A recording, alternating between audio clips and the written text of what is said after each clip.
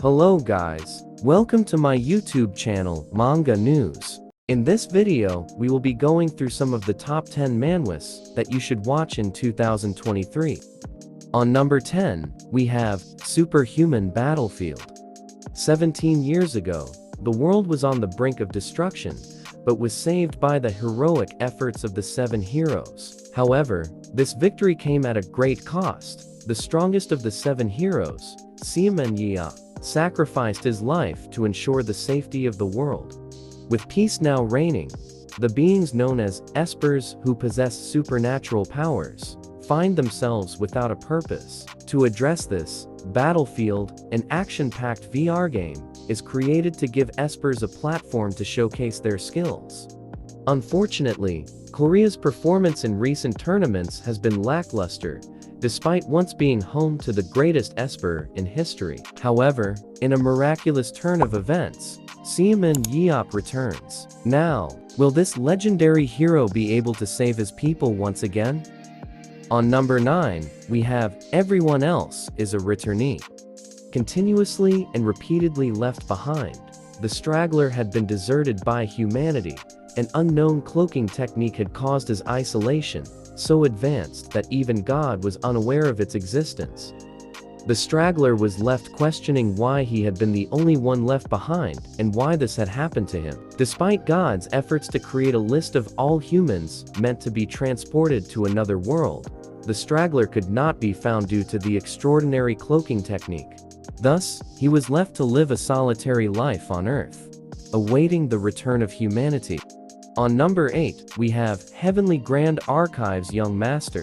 One day, the soul of the Murium Alliance leader, Hu Gong, unexpectedly inhabits the body of a young man named Byum Heng. Although Byum Heng is the young master of one of the 3 major archives of Jianghu, the Heavenly Grand Archive, he is not particularly remarkable. Hu Gong sets out to discover the reason for the body swap by training Byum Heng's body himself.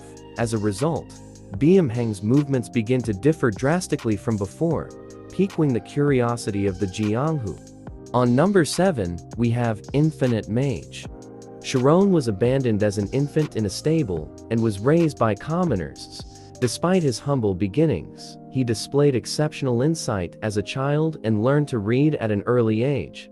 His first encounter with magic occurred during a visit to the city, sparking a deep fascination within him and inspiring his dream of becoming a mage. However, the city's social hierarchy was cruel and rigid, and Sharon soon discovered its dark underbelly before even reaching adulthood. Now, the question remains whether he will be able to fulfill his dream of becoming a mage in this twisted world. On number 6, we have Pick Me Up, Infinite Gacha.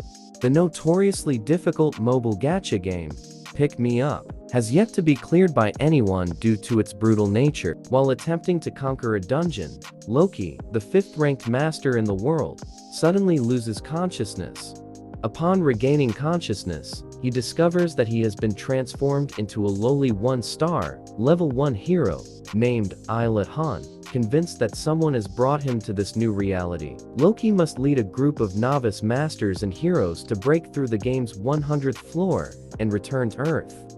With his reputation on the line, Loki cannot afford to lose even a single battle and is determined to emerge victorious, no matter the cost. On number 5, we have Star Instructor, Master Beak. As a martial arts instructor for the Blood Demon cult, his key center is destroyed, leaving him vulnerable. The cult assigns him the task of studying the martial arts of 4 Murium masters, but when they turn on him, he fights back and destroys them all, including himself.